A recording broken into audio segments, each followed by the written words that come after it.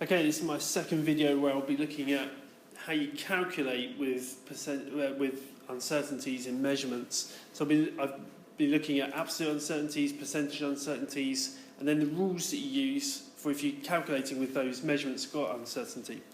So let's start with question 1, which is about, I'll just switch over to this, uncertainty rule 1. So this is about a situation where you've used a micrometer to measure a couple of diameters.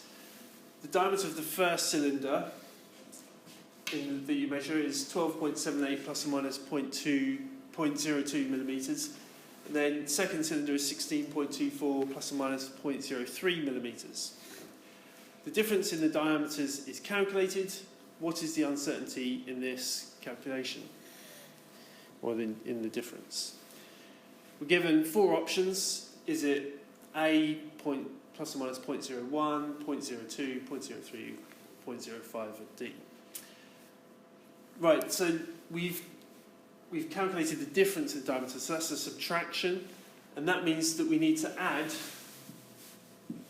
these two absolute uncertainties.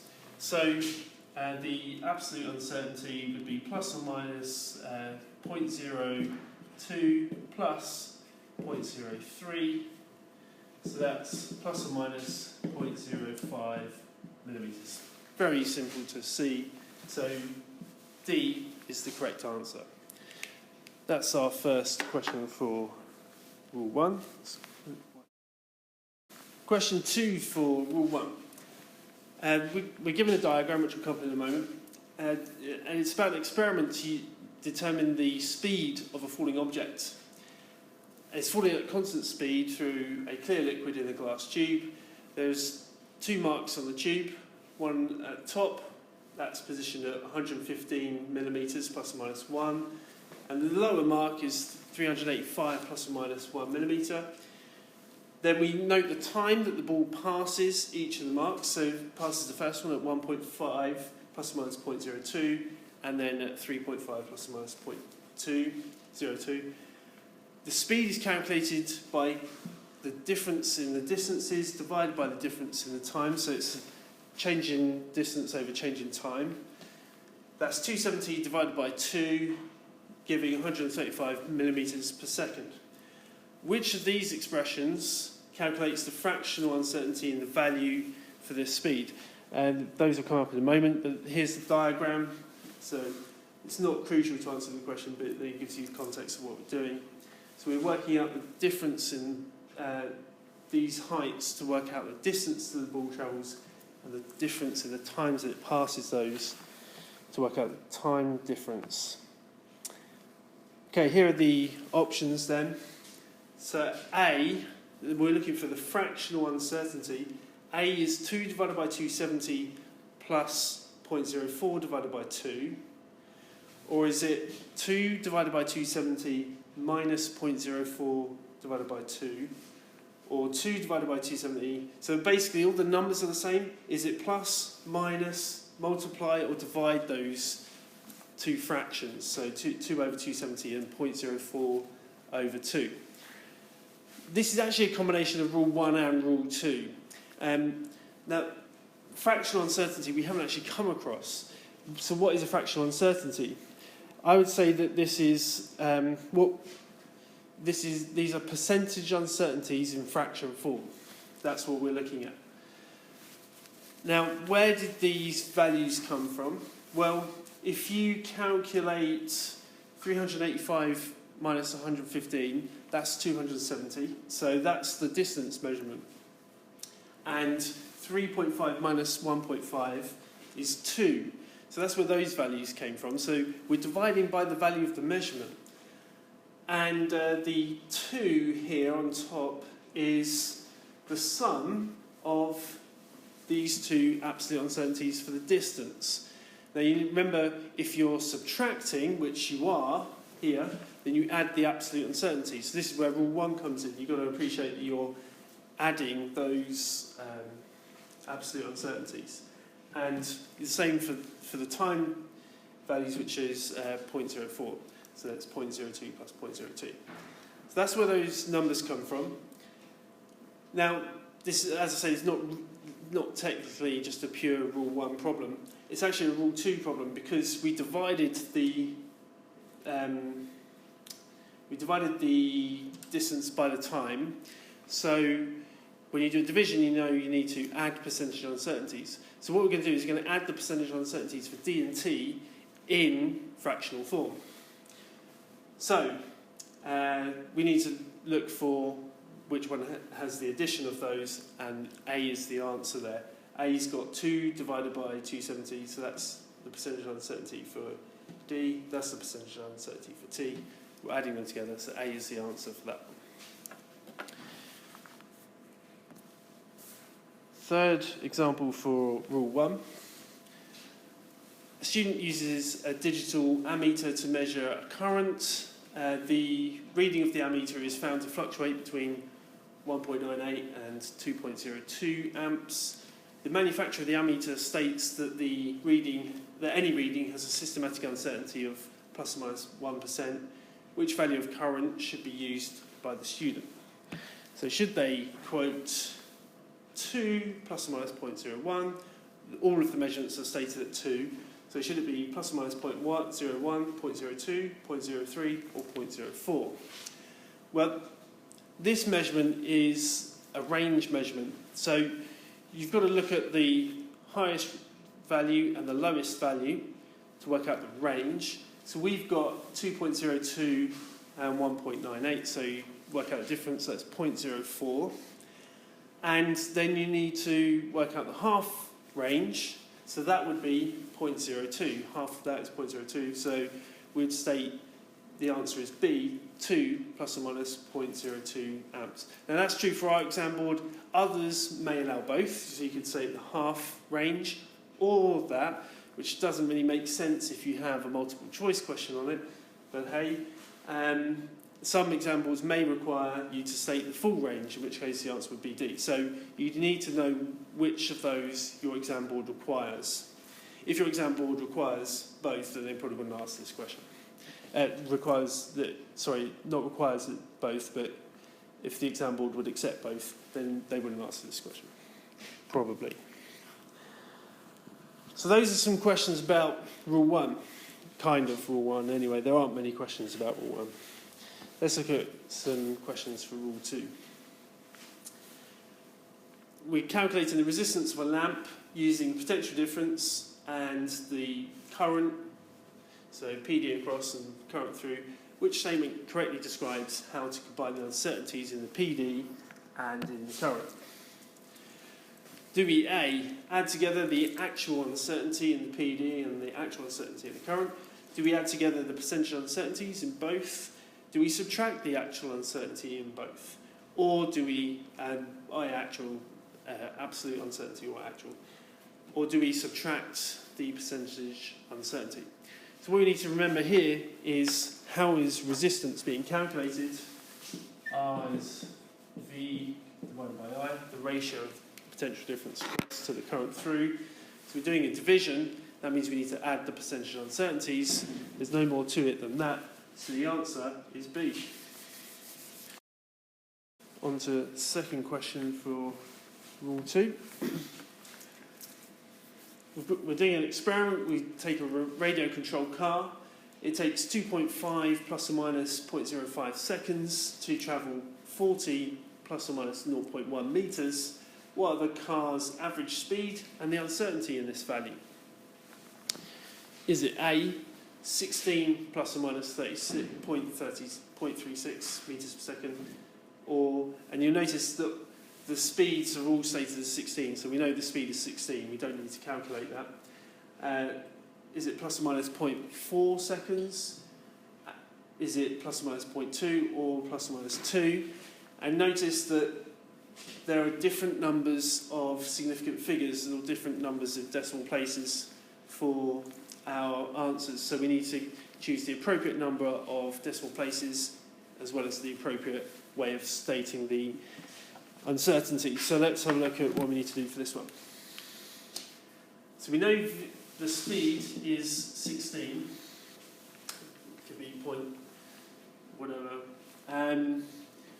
we're doing a division. V is d over t, so the percentage uncertainty in V is equal to the percentage uncertainty in d plus the percentage uncertainty in t. Got all these d's and t's, it's giving me a headache. Anyway, so what's the percentage uncertainty in d? It's 0.1 over 40 times 100.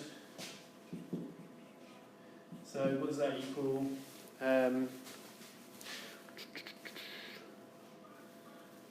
It's 0.25%. The percentage uncertainty in t is 0.05 over 2.5. That comes out of, I think that was 2%, 22%? Yeah, 2%. So the percentage uncertainty in V is 2.25%. So therefore the uncertainty in V is 2.25% of 16. And when we calculate that, we get 0.36. Okay, so we know it's 0.36. That rules out these two. But we need to decide how to state it. We could actually look at this and see that the dp here is not adding up. It's not consistent, rather. So we can rule it out A, and we know it should be B. But if we wanted to be careful, which we do, I've got 2 SF here, but the SF in my raw uncertainties is 1 SF, so I need to write this as 1 SF. That would be 0.4 meters per second, plus or minus. So I should state V with the plus or minus 0.4, and it should have a consistent dp there. So we've solved that problem, and the answer is B. Let's clear the board and do the next question. Third example for uncertainty rule 2, quite a long question. We are going to calculate the value of the momentum of a trolley. We've got distance, time, and mass measurement to calculate the momentum, all measured with different devices. We need to choose which combination of these measurements gives us the least uncertainty in the momentum. So we've got, and the question, it's a multiple choice question, so it gives you some options for that. So we've got 2 distance measurements here. One has got centimetre divisions, one is millimetre divisions, different measurements stated there. 2 times at 4.5, 4.3 seconds with a precision of 0.5 and 0.1. And then 2 mass measurements here, 6.4 times 10 to the minus 2 and 6 times 10 to the minus 2, measured to the nearest gram, and 10 grams. Which measurements for each quantity will give you the least uncertainty? So is it either 1, 3 and 6, 1, 4 and 5, 2, 3 and 6, or 2, 4 and 5? Now, you could go through and calculate all of the percentage uncertainties and see which one will give you the smallest. P is MV, which is MD over T. So therefore the percentage uncertainty in P is the percentage uncertainty in M plus the percentage uncertainty in D plus the percentage uncertainty in T. Okay? Now, I'm not going to do that straight away. I will do that. But if you just look at the question, you've got, this one is measured with millimetre divisions. This one was measured to the nearest 0.1 of a second as opposed to 0.5. And this one was measured to the nearest gram as opposed to the nearest 10 grams. So in each of these cases, for those measurements, you're going to be dividing by the, you're going to be on the top line of the fraction, you're going to have the smallest number. That's going to give you the smallest percentage uncertainty. Now, if you appreciate that, then you can see straight away that's 2, 4, and 5. So you know the answer is going to be D from that. So if you're happy with that line of reasoning, then you can just say it was D. But if you really wanted to do lots of work and calculate the percentage uncertainties, then you could do that too. So let's do that. So D, centimetre divisions. But notice this measurement is stated in metres, 0.55. So the second decimal place is, basically I've got to convert 1 centimetre into metres. So the percentage uncertainty D for this one is going to be 0.01 over 0.55, or 1 divided by 55, times 100. So that gives you 1.8%.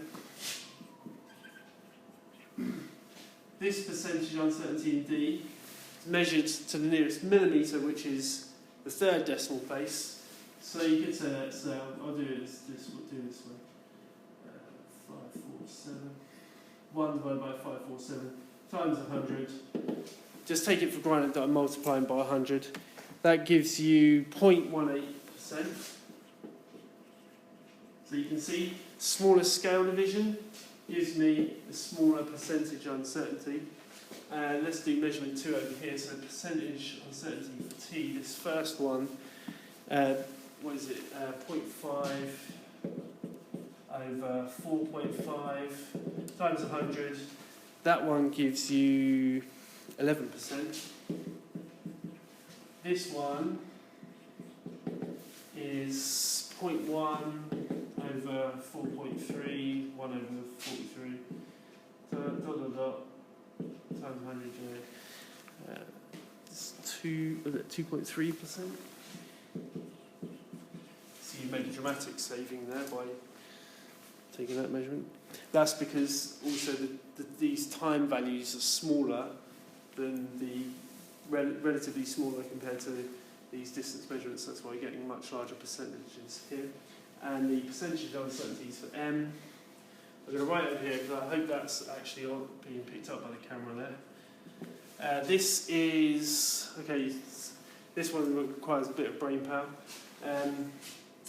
Nearest 1 gram, so if I write these all in kilograms, that's 0.001 divided by 0.064, so I think that's 64 grams.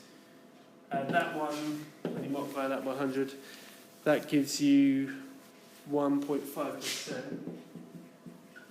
And then this value here is same measurement without the 4 measured to the nearest 10 grams, so that's 0.01 over 0.06 times 100, that gives you 17%.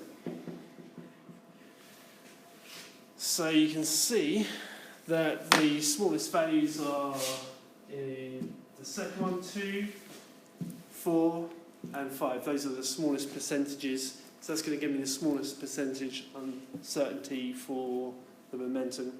So that, if you were really keen and wanted to do lots of calculation, which would be unadvisable for a multiple choice question. But anyway, I suppose at least I've proved the point that those do give you the smallest uncertainty. So let's clear this board and go on to rule 3. Okay, so first question for uncertainty rule 3. We use a micrometer to measure the diameter of a steel sphere, and the micrometer reading is 5.00 plus or minus 0.01 millimeters. What will be the percentage uncertainty in a calculation for the volume?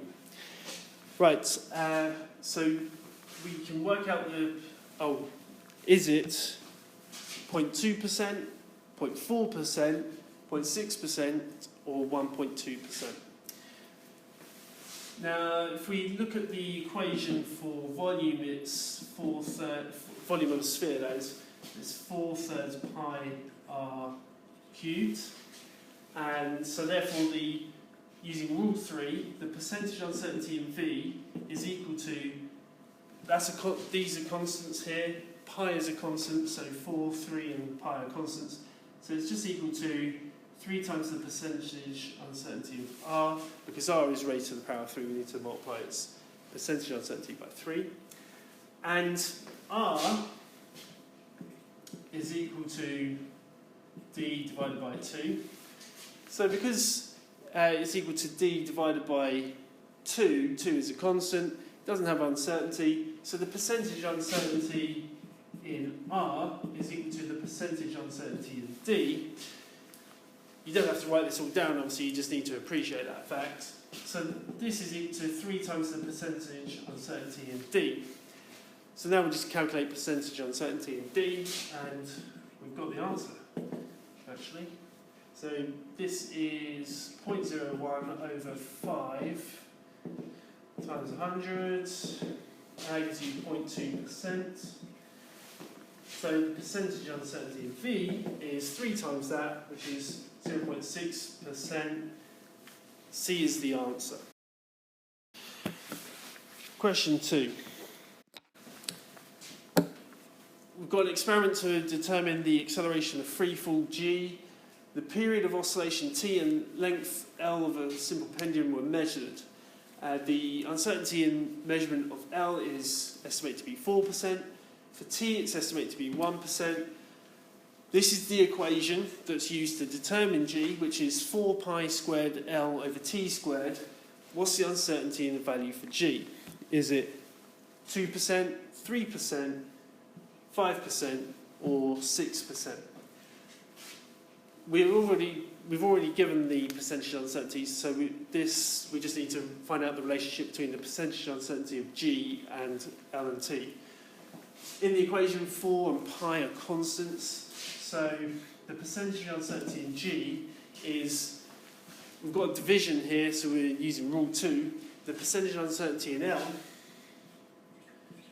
plus the percentage uncertainty in T, but T is squared, so we need to multiply that by 2. So 2 times the percentage uncertainty in T.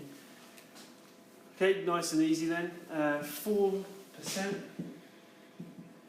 plus 2 multiplied by 1%, so 6% is the answer, meaning the answer is D. So that's the second question. Last question coming up. Here it is, last question for uncertainty rule 3. And the question is, we're another experiment to determine the acceleration of free fall G. We've got S measured, we've got T measured as well. So those are our measurements. They've got the uncertainty. Uncertainty in S is estimated to be 2%, and for T it's estimated to be 3%. This is the equation that G was calculated from. So what's the uncertainty in G? Is it 1, 5, 8, or 11%? Right. The constant is 2, so that's irrelevant. Let's look at, well, I've got a blue pen there. Percentage uncertainty in G is, got a division, so percentage uncertainty in S plus T is squared, so 2 times the percentage uncertainty in T.